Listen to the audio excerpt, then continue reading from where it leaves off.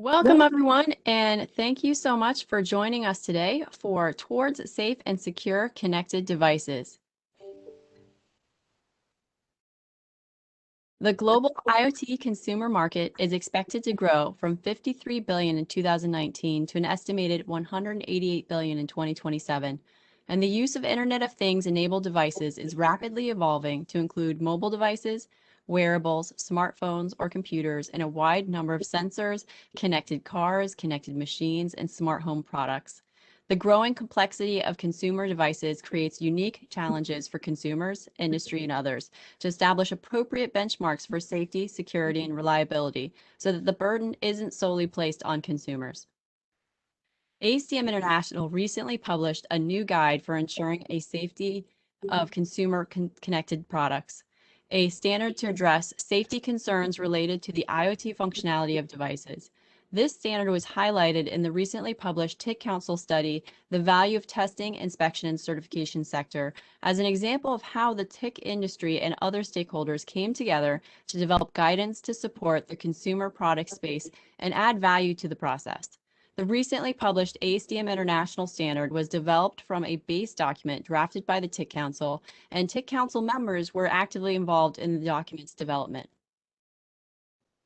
Today, we are honored to have representatives from government, industry, and standardization to discuss this fast-moving technology and how stakeholders can best support to ensure the safety, security, and reliability of IoT-enabled devices.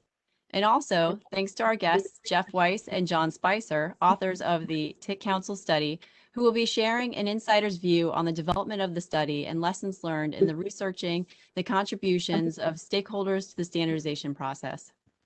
Please join me in welcoming Patricia Adair, Director of the Risk Management Group with the Consumer Product Safety Commission, Don Mays, who serves as the Chief Safety and Quality Officer for Samsung Electronics America, Jeff Weiss, who is partner and co-lead of international trade policy negotiations at Steptoe and Johnson LLP, and Dr. John Spicer, who is the managing consultant for Europe Economics.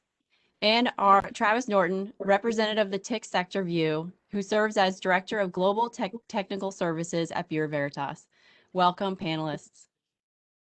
And before we kick off discussions, we have two questions for our audience members. So if you change slides. First, we'd like to ask how many of you are using IoT-enabled home use devices, and which devices do you use? Feel free to add your responses to the chat. And while you're doing that, maybe a few examples that I thought of that I'm using around my home. And certainly welcome for the panelists to share as well. I have a smart HVAC system. I have several smart vacuums. I have IoT connected speakers so I can listen to music wherever I am in the house. And I'd love, love, love to get a smart lawnmower, but I have not yet. It's on the list. Maybe one day. So let's open it up to our attendees and our panelists. You know, what other IoT devices are you using?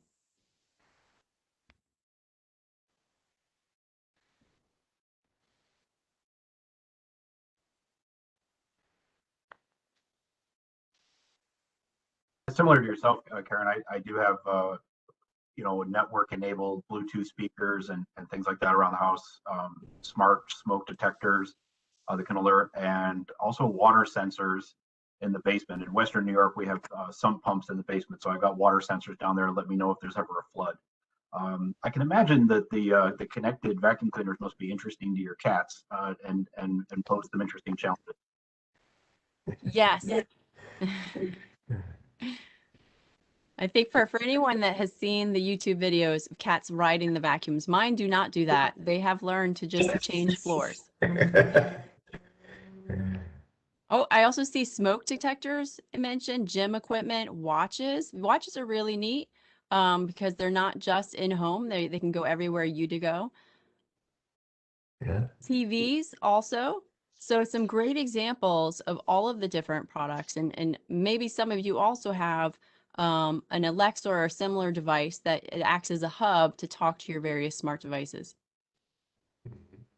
And next slide, our second question is, do you feel those devices are safe, secure, and reliable for your use?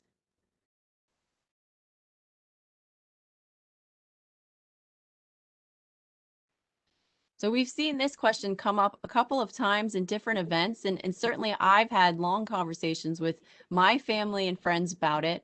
I consider myself more tech savvy than most, but you see the whole range when you're talking about consumers of very tech savvy to not at all. Um, and even myself, I don't have a full understanding of how many of devices in my house have the capability of connecting to the internet. I think printers are a great example where you can connect them to your computer over Wi-Fi, but that does open them up. And certainly we've heard stories of people getting emails saying that their printer's corrupted and then being tricked to download things that then corrupt their systems. So it's an interesting dynamic of how much do we know about the devices in our home. I almost feel like there's three different answers to that. Safe, yes. I've not seen any hazardous conditions created by them. Reliable, most of the time. Occasionally a network goes down, you have to reset something. But secure is another matter. I think that cybersecurity and how secure each one of those devices are is a question. We don't really know.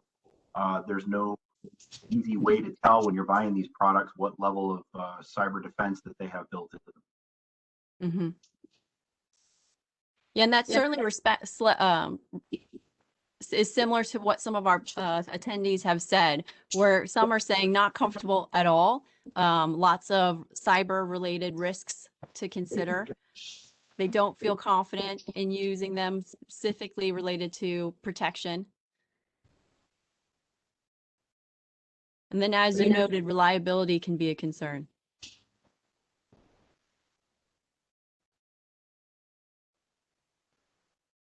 So a great kickoff, I think, to our conversation where many of us are using IoT capable connected devices within our homes and in our day-to-day lives, but maybe mixed feelings about how much confidence we have in those devices' ability to protect us from cyber attacks or protect our data to act reliably. So some good points. And now I turn it over to Patty Adair to kick off our conversation today. Patty, the CPSC plays a critical role in protecting the safety of consumers and ensuring the safety of consumer products. Can you share with us your views and thoughts on the safety of IoT-enabled consumer devices? Sure, Karen, thank you so much, first of all, for the opportunity to be on the panel this morning. And actually was almost started laughing when you talked about getting a smart lawnmower, because my husband and I just bought a hand crank lawnmower, a hand push mower. What do you call that? So it's completely not smart, as dumb as it could be. So I don't think I'm a good consumer of smart devices yet. Anyway, but I just want to say, so, I think most folks on the call are probably familiar with the Consumer Product Safety Commission, but we are an independent regulatory agency. And we have jurisdiction over something like 15,000 categories of consumer products. So it's a lot. And when we're thinking about the Internet of Things and connected products, I always want to kind of bring everybody back to that we're concerned about the physical hazard. So the physical hazard that the product might present, like could present a burn, a laceration, a fall hazard, could it catch on fire, that sort of thing. So whether that comes, that physical hazard comes from just the product and like maybe being a poor design, or whether that hazard was presented because of the connectivity of the product, and that's kind of where we go. So we're looking for a physical hazard, not a privacy issue and things like that. And I know other agencies are concerned about those things. So just to step it back a little bit, as Karen mentioned, I'm the director of the risk management group. And I want to put that in context. We're a small team. We have a small staff, but a staff that has a whole lot of experience at the CPSC. There are 5 program area risk managers, and they're covering all the 6 hazard areas. So electrical hazards, mechanical, combustion, fire, and children's products. I probably missed one. I always do when I list things. So a good part of the focus of this group, the risk management group, is on the new and emerging product technologies. Over the past few years, we've looked at things like VR and AR, wearable technologies, like you mentioned, those connected things that we might wear out, not just in our homes. and things like additive manufacturing, 3D printing, and micromobility. But I think all the commonalities of all these things, that they generally are connected to the internet or connected in some way. So we do research on those emerging technologies, emerging products, and then present that information. And then usually the outcome of that is, oh, here's another new product, here's something new, there's no standards around it. So, and we're a regulatory agency, but our bread and butter is voluntary standards. So that brings me to the other part of my group, which is the voluntary standards program is sort of housed within the risk management group. The CPSC's voluntary standards coordinator and the standards specialist is in my division. So while I said we're working on, we're a regulatory agency, we're working on voluntary standards. That's how we have to approach this problem. We have to, be together on it. Right now, we're active in about 78 voluntary standards. And by the way, we have a new voluntary standards coordinator, Jacqueline Campbell. So I'm sure some of you are familiar with Jacqueline. So how are we you asked me about the safety of connected products. I can't answer that in terms of, there's just so much and so much out there. We have a long way to go, I think. But of course, ASTM has done some great work, led by Don and others. And so that's a terrific start on how we're gonna address this problem. But we're only going to be able to address it, with our stakeholders. And that's going to be key. We've had some great meetings in the past before the pandemic. We need to get back to that to talk about all these issues. I'll leave it there. Yeah, no, and you mentioned stakeholders. Maybe we can expand on that. What role do you see the stakeholders playing in supporting the CPSC's work and in the standard space? So the stakeholders are key, and even more so now. I think about our traditional stakeholders, the trade associations, the consumer groups, the labs. That we need all our traditional stakeholders, but I think we also need some maybe non-traditional stakeholders that we maybe haven't worked with as much.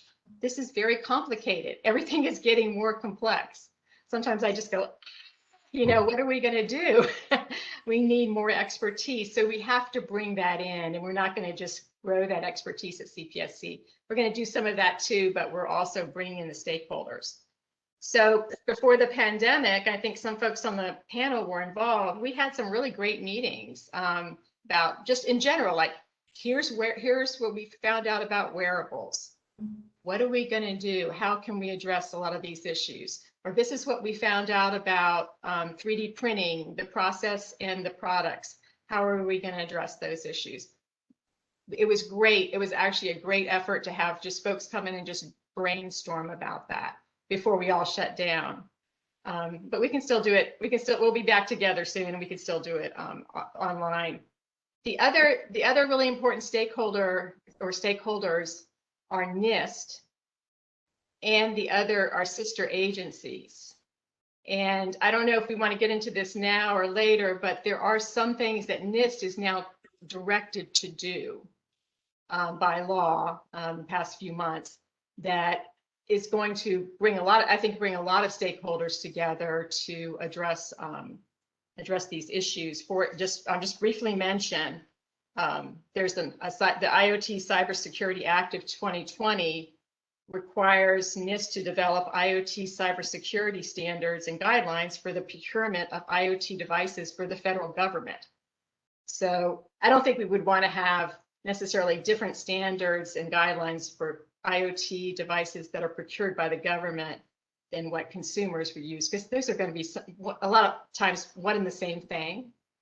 NIST also in the executive order 14028 on cybersecurity, it's like a 30-page executive order, but there's a little pieces in there on a labeling, consumer IoT labeling pilot.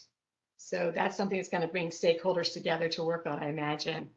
And then NIST is also directed to form a federal working group on IoT, separate from the CPSC's working group, and supporting a federal advisory committee, which I imagine would bring some of the folks on this call together. So I'll leave it there, but it's stakeholders, stakeholders, stakeholders, traditional and non-traditional. No, some great insight, and great that you mentioned NIST and other agencies that are involved in this, because it's a group effort, not only from government, but industry and consumers as to how we can better understand this and make recommendations. So any guidance that's provided makes sense across the board. So some great highlights.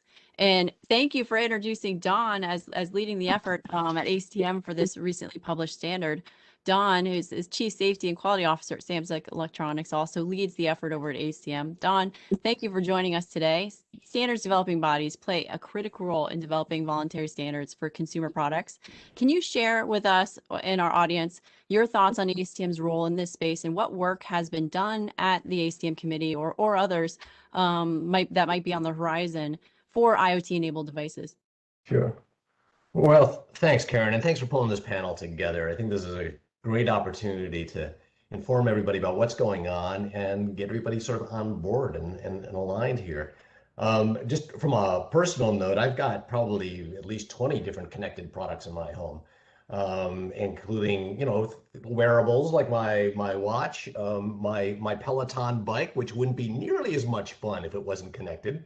But one of the things that I think that people have a natural fear of this new technology, and is it going to be safe? And that's why ASTM undertook this effort to help manufacturers as well as conformity assessment bodies identify any potential safety issues with connected products.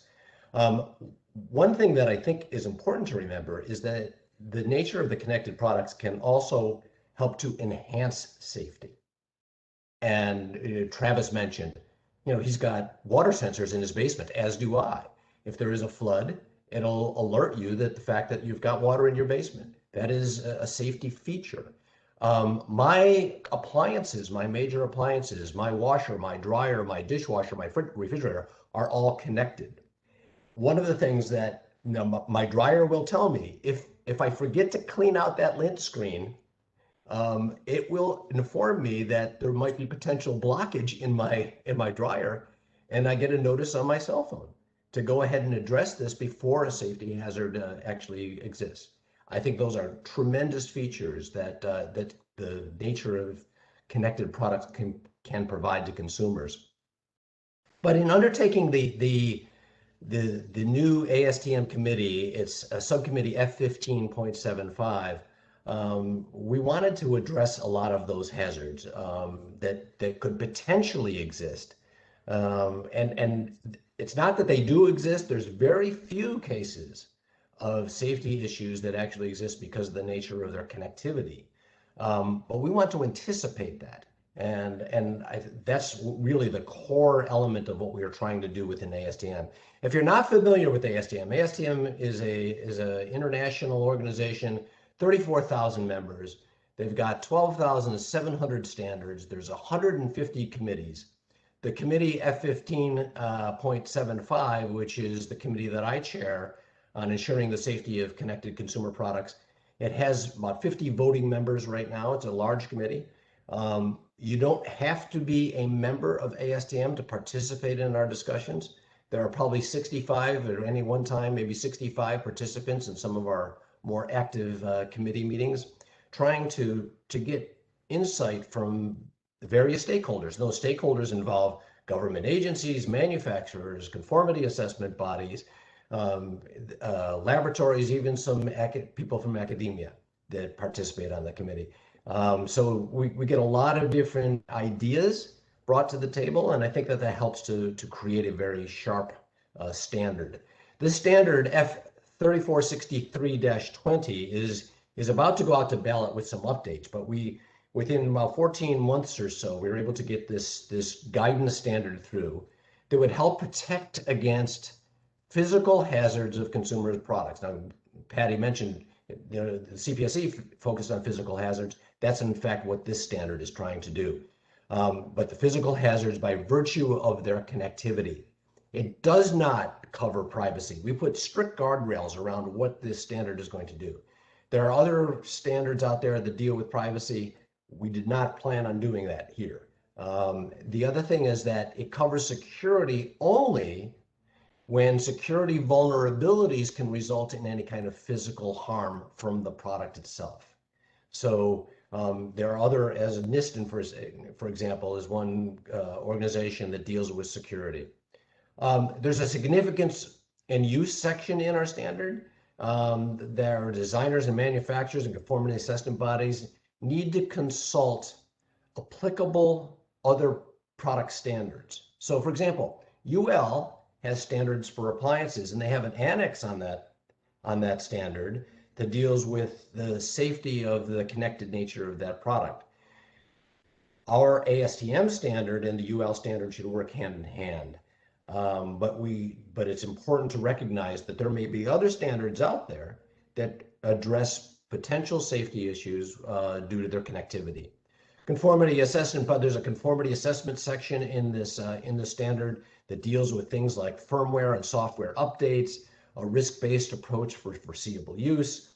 There needs to be consideration for any kind of international or regional systems for conformity assessment, including identifying other conformity assessment schemes, and then also verifying the technical competency of the organization that's actually trying to assess foreseeable risks associated with its connectivity.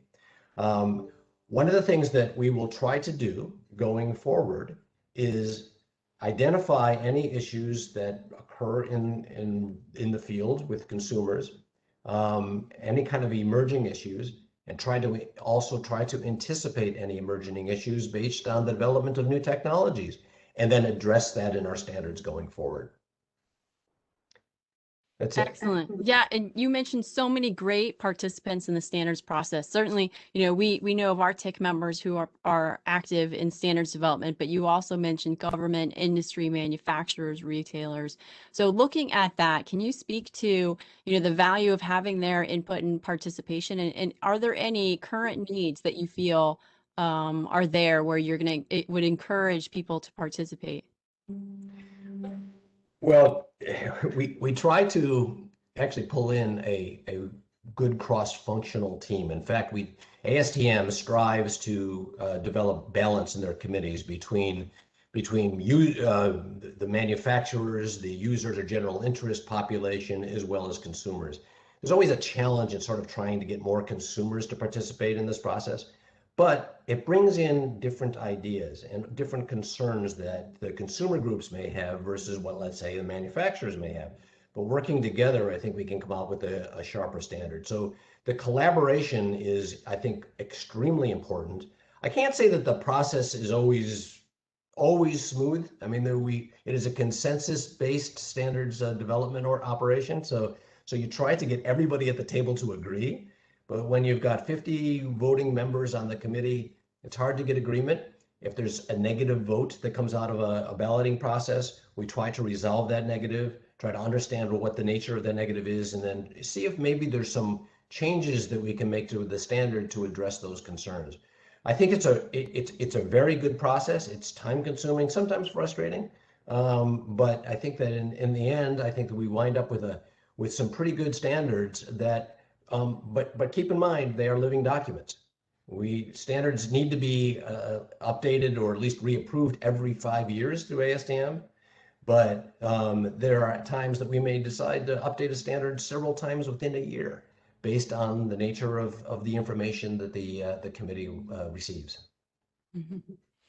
Great. So some great notes from Don. Thank you so much. And just a note that if anyone has questions as we go along, please feel free to add them to the Q&A section. We'll be able to address them at the end. At this point, I welcome Jeff and John, who developed the TIC Council study that was published last week on the value of the testing, inspection, and conformity assessment industry, certification industry, which includes 3 case studies, one of which we're having special focus on today related to the IoT device space. John and Jeff, can you tell us a bit about how you selected this example for the report and the unique value that you see stakeholders bringing to the standards process? Well, thanks again for inviting us to participate. This is a great event. And I mean, I think just to start off in terms of why we chose this as one of the case studies for the report. I think it's very clear from the remarks we've already heard about, the growing importance of connected consumer products in our lives. So to have this as one of the case studies really made a lot of sense. Further, as we were examining the potential, case studies to highlight, and as you know, there were many of them. What really struck us was that the services that the TIC sector provides, it wasn't just something that is done at the back end to verify conformity. TIC services can and should be built into the entire process of product design and manufacturing. And we saw numerous examples of where the TIC sector was actually helping to lead the way in standards development, including with respect to the ASTM standard. And we really wanted to put a spotlight on that and highlight a few key takeaways. And I think, one is that, by the TIC sector being proactive on standards development in this space, using their experience and expertise, we hypothesized that it would have a positive effect on health and safety and consumer protection. And even if the standard was developed only a few months before it otherwise would have been, absent a push from the TIC sector, those benefits could be substantial. And I think that our study demonstrated that. Second, companies need regulatory predictability in order to bring products to market. And so, creating international standards that governments can adopt by reference, can help accelerate the creation of markets for new and innovative products. And we thought that was a really important point to make, because I think when a lot of people think about TIC services, they first think about the costs, but we thought it was really important to highlight the economic opportunities it creates as well in terms of market creation. And as you can see from John's work on the economic side of the study, the benefits can be very substantial, even using very conservative estimates. Mm-hmm. And John, you had the unique challenge of doing that quantification of the value that stakeholder involvement brings to standardization. And I think many here today would be very interested in how you approached it. Can you share a few thoughts on what you considered in your evaluation and what ultimately was factored into your calculations? Sure. Well, thank you also for having me. It may be a very good idea to just step back a little bit with the study before we get to this particular case study. We first went through, well, what is the value of the TIC? You could look at how large is the sector, but we're more interested in what is the value it's providing to all interested stakeholders. So that would be on the demand side, consumers, on the supply side, producers, all along the value chain. How might they be benefiting? And then finally to government bodies and other parties with an interest. And having identified that, it was then, let's get some case studies. And one of the rules I said to my team here is that these case studies are indicative. We want to be roughly right. We're not worried about precision. We just want to come up with some illustrative numbers. And so then it was, and Jeff has alluded to two of the three areas for this particular case study was a standard of, what role has TIC played in cost savings? What role has it played in reducing the number of injuries? And what role has it might have played in increasing market size? And then you make, as he said, you make some conservative assumptions. One of the rules here was we were going to try relying on information that was already in the public domain studies that have gone before us and what they've had to say about the size of the market, or using US Home Safety Council data on the number of injuries and starting to apply that. But if you just build up that this standard was introduced a year in advance of when it might have been, and because of the standard, maybe you get a small reduction in the number of injuries, you can start building up very, very large numbers, which is exactly was what we were finding. And just to maybe as a final comment on this study here, in a way, it tied in with both of the other case studies we did. Little small differences scale up and make a big impact. Absolutely. Everything happens exponentially depending on how much time you've given yourself. So a great note, the earlier that you can complete these things, the earlier people can use them and start benefiting from them. So thank you for your participation and for a great study into the value of TIC. And at this point, Travis, it's great to see you again, and thank you for joining us. As we've all heard, Jeff and John mention, the TIC Council study highlighted a few examples of how TIC industry not only confirms conformance to standards, but also supports the development of standards among various standards developing organizations. In the case of the recently published ASTM standard, you worked on the committee. Could you share with our viewers your insights from the process and the role you see TIC playing in supporting the standards development process? Absolutely. As Jeff and John pointed out, we get involved with customers at different stages. Even before they go into a market or bring a product design into manufacturing, they may approach us and have discussions. So we're looking at it from a geographical perspective, from a new technology perspective. As you then move into sourcing materials and start doing prototypes and development, we have a unique perspective to understand some of the challenges with how different components work together, and when manufacturers are sourcing different elements.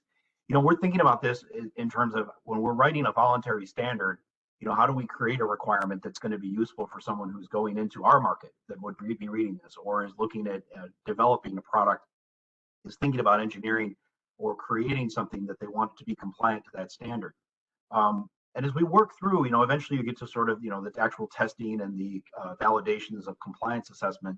We often discover that existing standards are inadequate to cover the range of these new innovations and new capabilities. So in a lot of cases, customers will ask us to invent methods and invent requirements to address safety concerns that are not currently covered by regulations or by standards. So there's a lot of in-house methodology that gets developed between, the laboratory and with the customer. And I think that collectively, all of that is what we're bringing into the voluntary standards community, and what we're sharing. What we've seen geographically, best practices from other regions, what we've learned about some of the challenges in manufacturing, and being able to put these different elements together, and how to communicate requirements clearly back upstream to the supply chain, and a lot of the in-house methods that we develop, and a lot of the insights we have about how to test that, how to evaluate that product, modular approaches, scalable approaches. Those types of methodologies are also what we share in terms of contribution. But I would be remiss if I didn't also comment about the importance of the CPSC as it relates to this process, and how it influences us and other stakeholders. Because in this particular case in IoT, it was actually some public hearings the CPSC had done years ago that really got the conversation started and got all the different stakeholders together and allowed us to then kind of network and collaborate. And it was at the CPSC's request that the TIC Council members actually produced the first document that outlined sort of what we thought were best practices that could be applied, sort of don't do this, should do this, those types of things, which later became the foundation of the current ASTM standard. Once it got into the standards committee, as Don indicated, then it really gets wordsmithed, and we wrestle it with different perspectives, under Don's leadership, and some really great experienced individuals like Al Kaufman and others that understand how a particular phrase in there can be totally differently applied and mean different things, but also taking into account those different stakeholders. So for us, it ultimately ends up in consensus, but sometimes it starts out with some ad hoc R&D engineering to solve a specific problem on a specific product. Then we see influence from the stakeholders.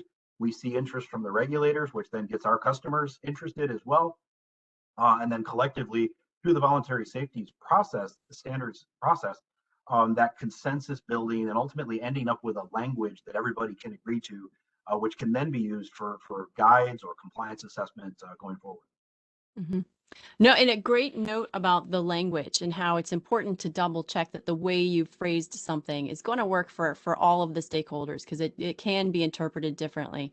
And certainly from conformity assessment perspective, I've found myself doing that many times, saying, the way you've worded this, I can't assess it. I can't confirm compliance. So a great note for us all to think about how important stakeholder involvement is, because seeing it from those different views is so important. And now that the ASTM standard is published, the question now is, what's next? Where do you see innovation and risks to consumer safety driving additional standardization in this space? Well, first off, I'm really encouraged by the work we've done in the F1575 group because, as Don pointed out, it's proactive. We don't see a lot of incidents and hazards, which historically, unfortunately, you have to have a lot of incidents in order to drive the development of a standard. One of my bosses many years ago said it takes a train wreck to improve train safety. And in consumer products, I think there has been sometimes this kind of wait until there's enough incidents to see what the problem is. And that's, I think CPSC wants to be proactive. The labs want to be proactive. A lot of our customers want to be proactive, but sometimes manufacturers would hesitate to participate in that only because they don't see it in the market. They don't want to impose requirements on the development of their products and other manufacturers.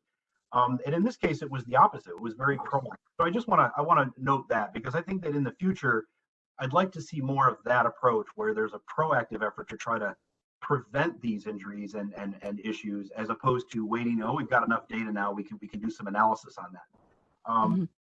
Thinking in that vein, I think that there are some gaps that I see. And when you look at wearables, we don't really have anything out there that specifically addresses wearables at the moment. And wearables is a massive, product category. We're going to need to break that down and understand the different kinds of wearables and the unique kinds of hazards that are out there. And I think there's an opportunity for us to take that proactive approach. But there's also some really interesting technology developments, such as AI, in particular machine learning, where again, the CPSC just had a public hearing, brought together stakeholders. It gets people thinking about, what are some of those best practices that could be applied to future standards. Just as an example of that was, this idea of locking the algorithm in its learning mode before it goes out to the public. Do the experimentation and allow the evolution of the algorithm in a controlled environment, but when it's in a consumer product and out there in the real world, that it's locked and it's not evolving and learning on its own, so that the permutations of what could go wrong are more restricted. So I think there's some really great things that CPSC has done in provoking these conversations, getting us to think along these ways. But ultimately, it does need manufacturers and consumer organizations and the TIC council members to ultimately synthesize those into requirements that make the standards, whether it's AI or wearables or whatever else is coming in the future. Mm-hmm.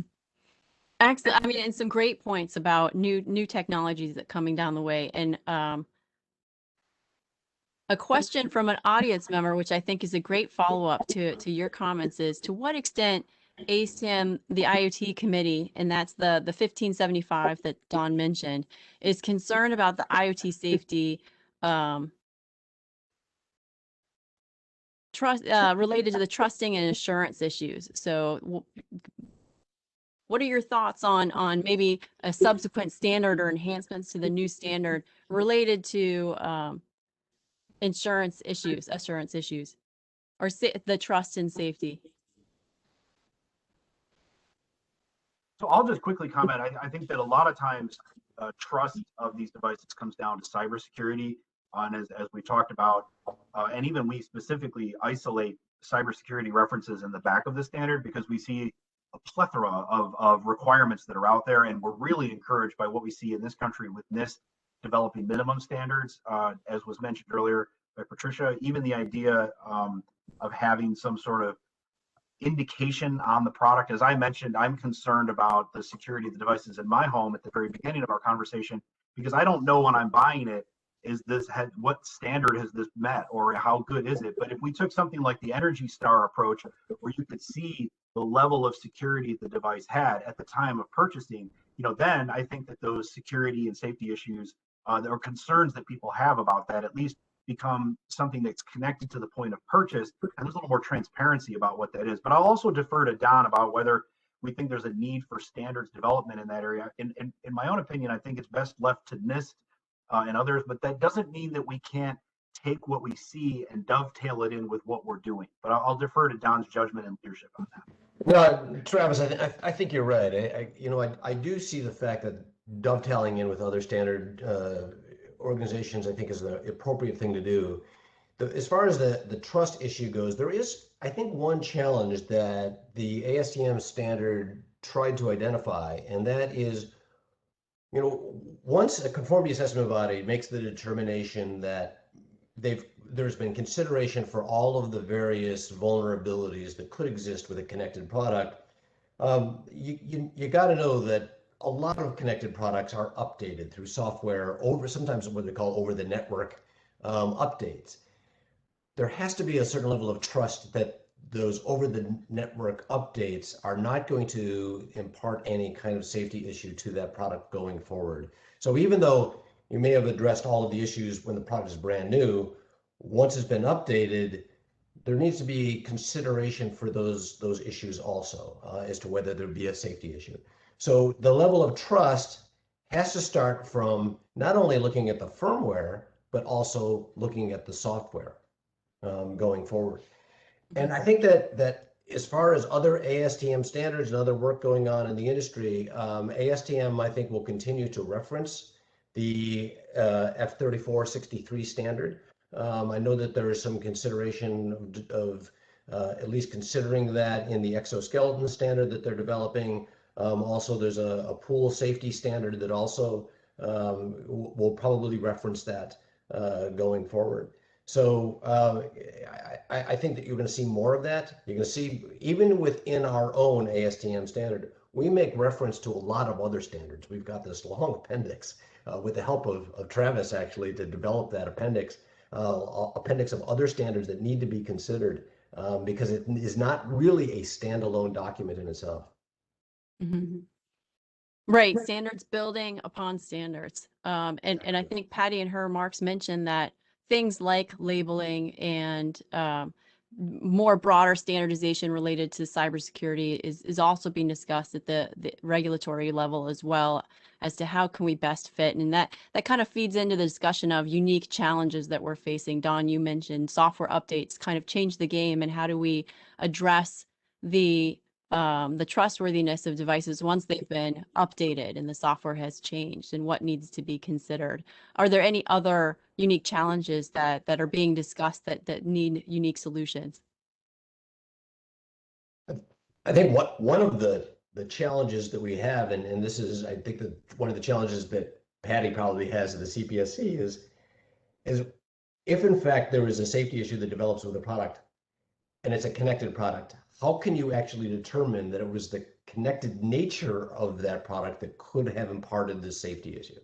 Mm-hmm. That is a challenge from, I think, from the CPSC perspective, and even from a manufacturer's perspective, trying to do a root cause analysis of a safety problem. Yeah, absolutely. Patty, you're on mute.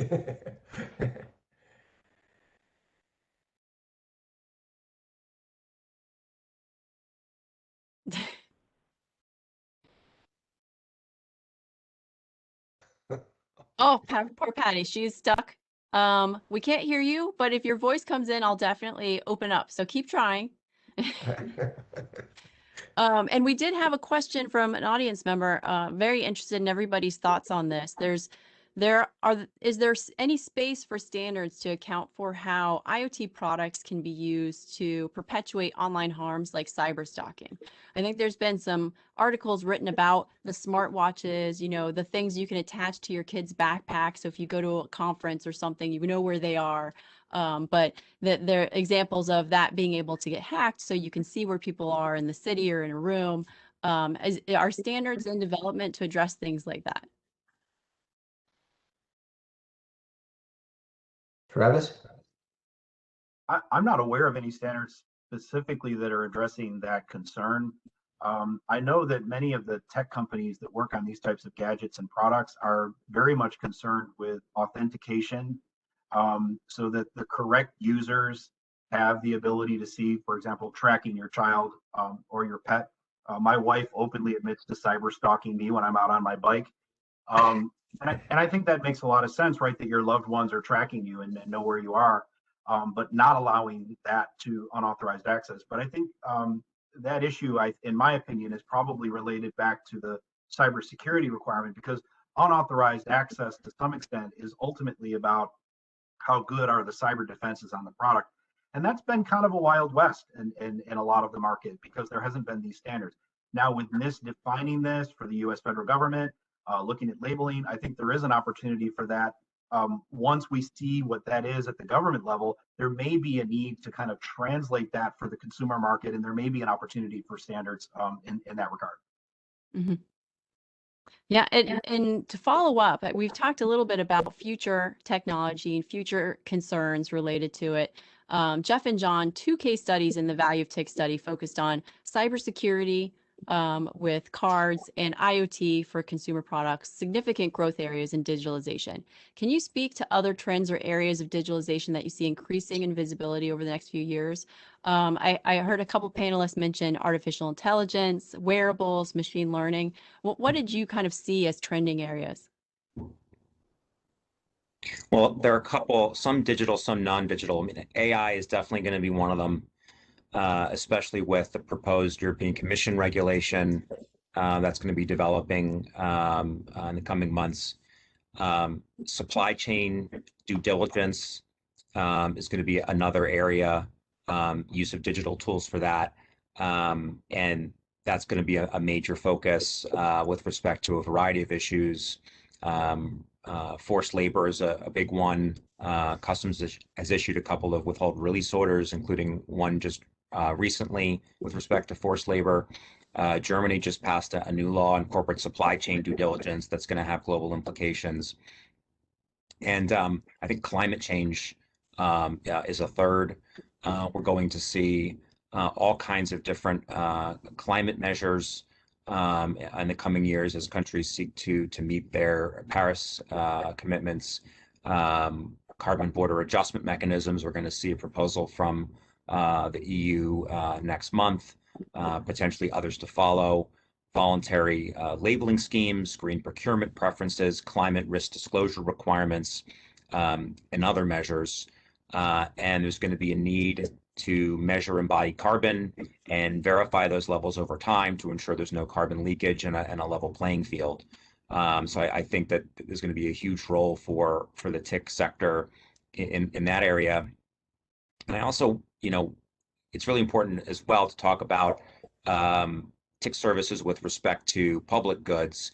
And just wanted to flag, one of the other case studies we worked on with respect to public health and non-sewer sanitation systems, which showed how the TIC sector could help achieve UN Sustainable Development Goals, and in particular SDG 6 on public health and access to water and sanitation.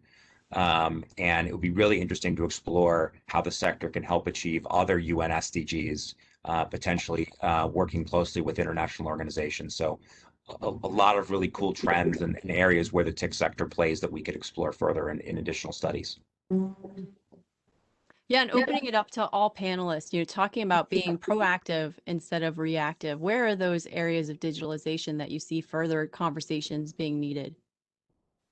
In my view, a lot of what Jeff was just talking about, actually, I think we're going to see consumers enabled, for example, smartphone QR code readers on products that will then give them information that this product is coming from, a sustainable source. It's not coming from forced labor. It's coming, the issues he mentioned, which are going to be more important to consumers, you'll have that information available to you at the moment of purchase, whether that's before I click on the item online or whether I'm scanning a QR code in a brick and mortar store. I think that those issues will ultimately be available and viewable to consumers. And in many cases, those might be TIC Council member certifications and test reports that are validating that, yes, this comes from a managed forest, or this we validated the supply chain. There's no forced labor in that supply chain. So that these types of issues that are important will be searchable and digitized in a way that I think will make it easier for people, consumers, to understand the consequences of their purchasing decision. And especially younger people seem really concerned about this. We've seen a significant increase in a lot of focus on sustainability because millennials and Gen Zs in particular are really interested, and they're willing to spend more money on products that have these backup eco claims, validations, and so forth associated. So I think the digitalization on bringing that information to the consumer is going to empower the consumer to then influence the rest of us.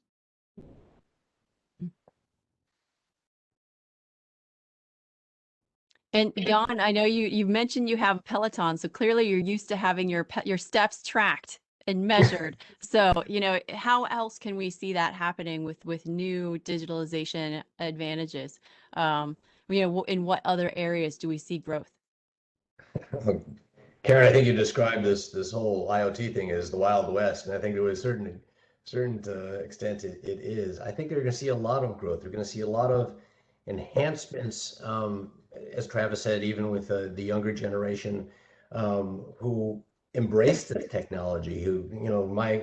My kids can certainly work their electronics more quickly than I can, and they never have to pull out a user manual.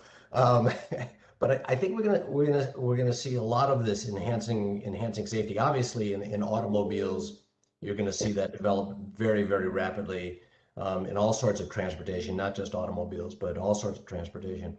But I think that we have to walk before we run. We have to understand the potential consequences of things that could go wrong based on the connected nature of the products that we use. And that takes, I think, a mindset that is somewhat different from what standards developers normally use, and that is using a data-driven process to make a determination as to what issues have to be addressed. Here, as Travis mentioned, I think very strongly, we're trying to anticipate those issues. So future anticipation is going to take some creative thinking and work together between TIC council members and as well as the manufacturers to make sure that those issues are being addressed going forward. Mm-hmm. Well, thank you to all of you. The great conversation about this recently published standard and the TIC study, as well as looking forward to what innovations in IoT we're expecting in climate space, in digitalization and consumer products. Definitely a lot of movement to track our water use, our energy use from a consumer level, with dedication towards net zero or pro-green philosophies. We definitely see a lot of people looking for products like that. So how can we be proactive in our views to ensure that they have that confidence in the products that they're using? So thank you for your thoughtful comments and ideas on the issue of standardization towards safe and secure connected devices. I think we each walk away with ideas and thoughts to carry into our work, and myself and the members of the TIC Council look forward to our continued discussions. And for those listening today, thank you for attending this really engaging conversation. We look forward to hearing your feedback, and reach out to us with any follow-up questions or if you'd like to continue the discussion. Thank you, Karen. Thank you. Thanks, everyone. Thank you.